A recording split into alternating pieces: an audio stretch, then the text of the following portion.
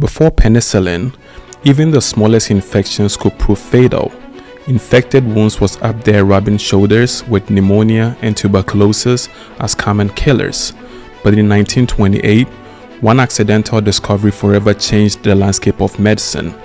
Welcome to the story of penicillin, the first true antibiotic that revolutionized healthcare and saved countless lives.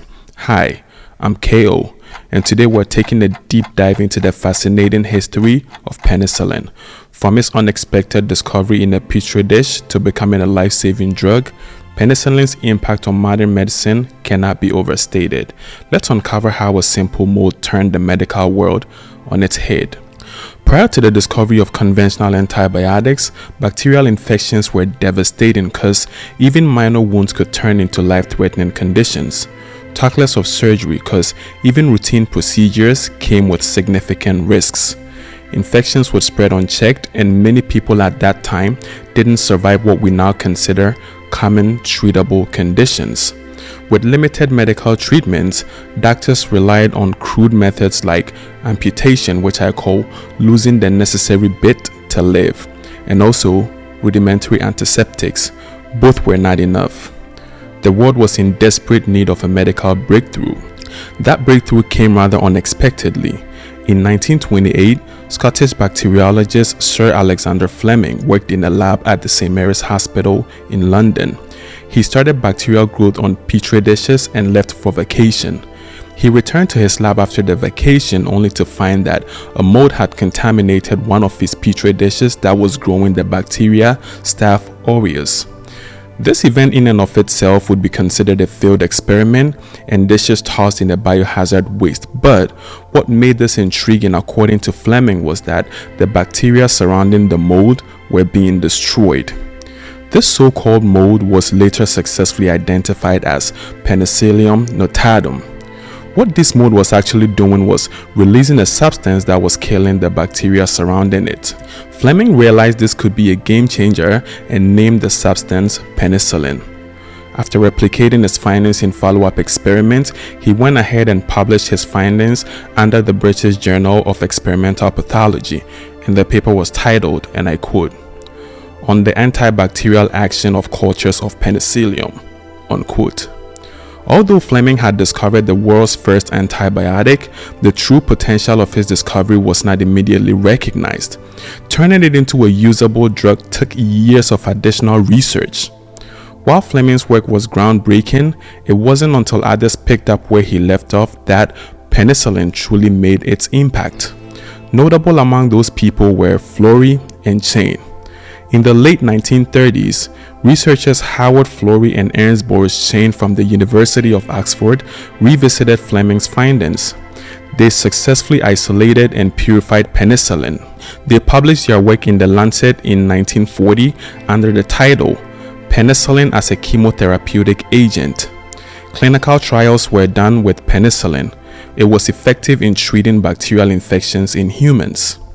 Among the people that got tested on first with penicillin was Mr. Albert Alexander, a policeman from Berkshire. He got injured while serving as a police officer during World War II. The wound was infected, but shortly after treatment began in 1941, he started recovering, but due to limited supplies, the treatment ran out and unfortunately he relapsed and died a month later. This unfortunate incident highlighted the urgent need for mass production of penicillin. World War II was what actually accelerated the mass production of penicillin. With urgent reliance on antibiotics to treat wounded soldiers came a triad collaboration among the United States, British, and Big Pharma at that time to mass produce the drug, leading to its widespread use on the battlefield. In 1944, a couple decades after its discovery, penicillin was saving the lives of thousands of wounded soldiers and civilians alike. Penicillin, the pioneering child for infection treatment, sent shockwaves around the world, and the name that rode on the crest of the waves was Alexander Fleming. This recognition got him elected Fellow of the Royal Society in 1943 and subsequently knighted the following year, both prestigious honors. Nobel Committee for Physiology or Medicine also saw penicillin's impact on society nothing short of remarkable and Nobel Prize worthy. And so, shortly after World War II, on December 10, 1945, Alexander Fleming became a Nobel laureate for the work he did on penicillin. The two other scientists that shared in his glory were Florey and Chain for their follow-up experiments. Even though people kept attributing penicillin to Fleming, he humbly noted, and I quote, "I did not invent penicillin. Nature did that. I only discovered it by accident," unquote. Penicillin obviously revolutionized medicine.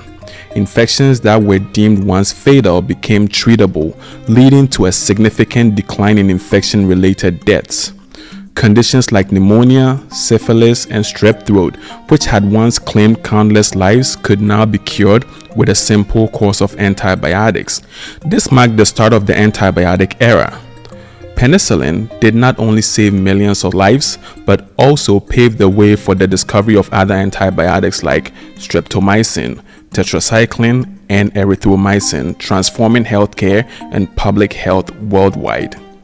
The story of penicillin is an interesting and cautionary tale that should remind all humanity that the tools needed to solve our problems are within our reach, and we only have to look closely. Thanks for watching, and see you in the next video. Double Helix, coded to reality.